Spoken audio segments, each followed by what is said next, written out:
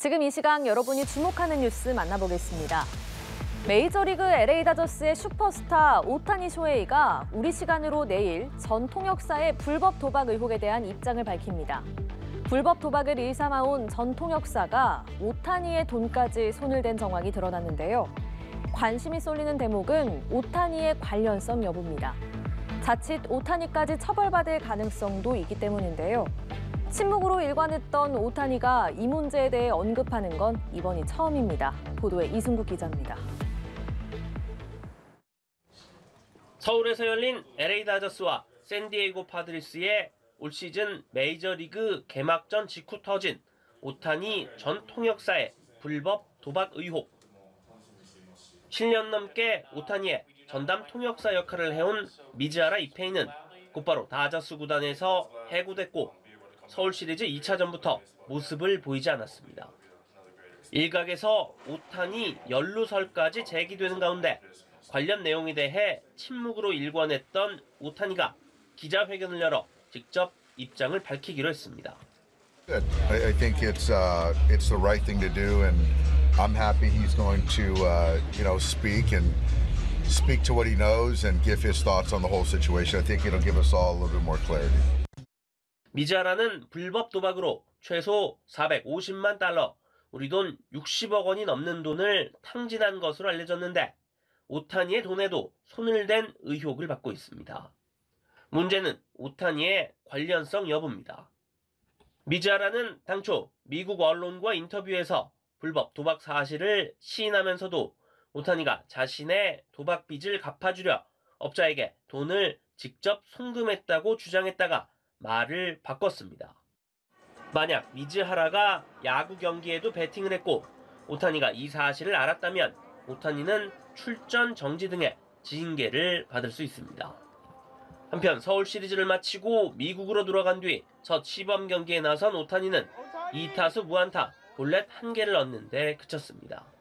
연합뉴스TV 이승국입니다. 이번 모스크바 테러 참사, 경비가 상대적으로 취약한 콘서트장을 노린 일명 소프트 타깃 테러입니다. 과거 미국 팝스타 아리아나 그란데 공연 직후 벌어진 폭탄 테러, 미국 라스베이거스 컨트리 뮤직 페스티벌에서의 무차별 총격 등과 방식이 유사한데요. 테러범들이 공연과 축제를 즐기기 위해 모여든 익명의 다수를 희생양으로 삼아 분노와 적개심을 표출하고 사회적 파장과 대중의 공포심을 극대화하려 한다는 분석이 나오고 있습니다. 이치동 기자입니다. 러시아 록밴드 피크닉의 콘서트 직전 모스크바 외곽 크로커스 시티홀 공연장. 테러범들의 무차별 총격으로 순식간에 아비규환의 아수라장이 됩니다. 경계심을 풀고 한자리에 모인 다수의 일반인을 대상으로 한 전형적인 소프트 타깃 테러입니다. 작년 10월 팔레스타인 무장정파 하마스도 이스라엘 남부 노바 음악 축제장을 파고들었습니다. 당시 현장에 있던 약 3,000명의 민간인 중 최소 360명이 살해되거나 납치됐다고 이스라엘 당국이 발표했습니다. But we came to dance. People came to dance. Like I got Arab Muslim friends that got murdered there. 2017년 5월에는 영국 맨체스터 아레나에서 열린 미국 팝스타 아리아나 그란데의 공연 직후 자살 폭탄 테러가 발생했습니다. 이슬람 극단주의를 신봉한 것으로 알려진 20대 남성이 수제 폭탄을 터뜨려 22명이 사망하고 116명이 다쳤습니다. 미국 현대사 최악의 총기 난사 사건도 음악축제 참석자를 노린 것이었습니다. 2017년 10월 1일 당시 64세 남성이 라스베이거스 중심가 호텔 32층 창문을 통해 컨트리 뮤직 페스티벌이 한창이던 공연장으로 천여 발의 총탄을 쏟아부었습니다. 결국 61명이 숨지고 수백 명이 부상당했습니다. 테러범들이 공연과 축제를 즐기기 위해 모여든 익명의 다수를 희생양으로 삼아 분노와 적개심을 표출하고 사회적 파장과 대중의 공포심을 극대화하려 한다는 분석이 나옵니다. 연합뉴스 이치동입니다. 의대 교수들마저 하나둘 사직서를 제출하면서 큰 수술을 받은 뒤 약물 치료를 이어오는 환자들의 고충이 점점 커지고 있습니다. 특히 꾸준한 약물 치료가 중요한 환자들은 제때 처방전을 받아야 하는데요. 온라인에는 약을 구한다는 글까지 올라오고 있습니다. 처방전 없이 의약품을 함부로 거래했다간 처벌을 받을 수도 있지만 처벌을 감수할 만큼 환자의 절박함은 큰 상황입니다. 보도에 김유아 기자입니다. 의료계 중추 역할을 수행해온 의과대학 교수들이 사직서를 냈다는 소식이 하나둘 전해졌습니다. 교수 사직이 예고된 후부터 환자들이 병원과 치료 정보를 주고받는 커뮤니티에선 외래 진료가 5월로 연기됐다는 등 하소연하는 글이 속속 올라왔습니다. 특히 정기적으로 약을 처방받아 먹어야 하는 환자들 사이에서는 의료 체계가 정상화될 때까지 어떻게 처방전을 받아야 하는지 몰라 발만 동동 구르는 상황. 의사를 만나기 어렵다며 처방전을 통해 받아야 하는 전문약을 직접 구한다는 암 환자 가족도 있습니다. 하지만 전문약을 사인 간 거래할 경우 법 위반으로 한순간에 범법자로 몰릴 수 있어 주의해야 합니다.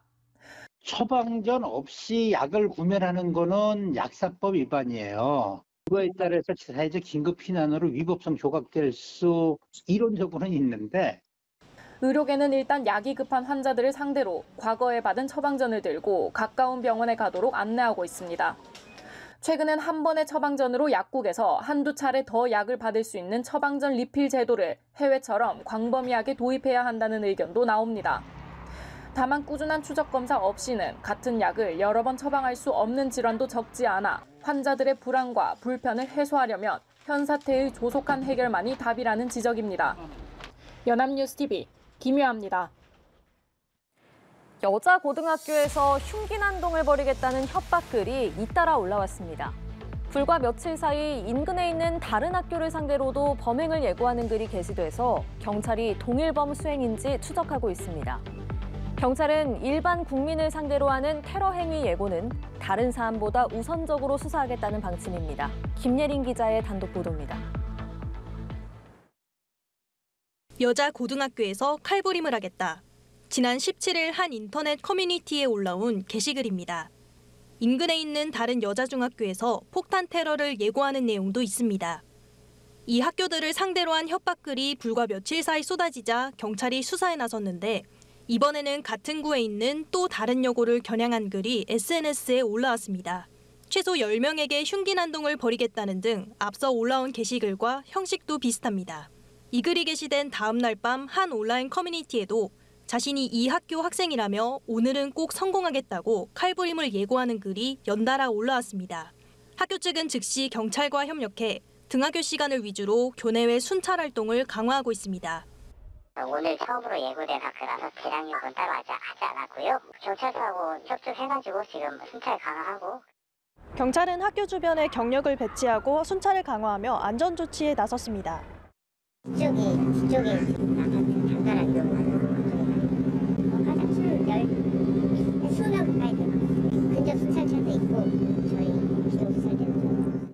학부모들의 불안이 커지는 가운데 경찰은 앞서 올라온 협박글과 동일범 소행일 가능성이 있다고 보고 작성자를 추적하고 있습니다. 일반 국민을 상대로 하는 테러 행위 예고에는 다른 사안보다 우선해 속도감 있게 수사하겠다는 방침입니다. 서울경찰청 관계자는 법원이 압수수색 영장을 광범위하게 발부해주지 않기 때문에 수사에 한계가 있다고 지적했습니다. 연합뉴스TV 김예린입니다. 전국의 길고양이가 최소 70만 마리 정도 되는 걸로 추산되는데요.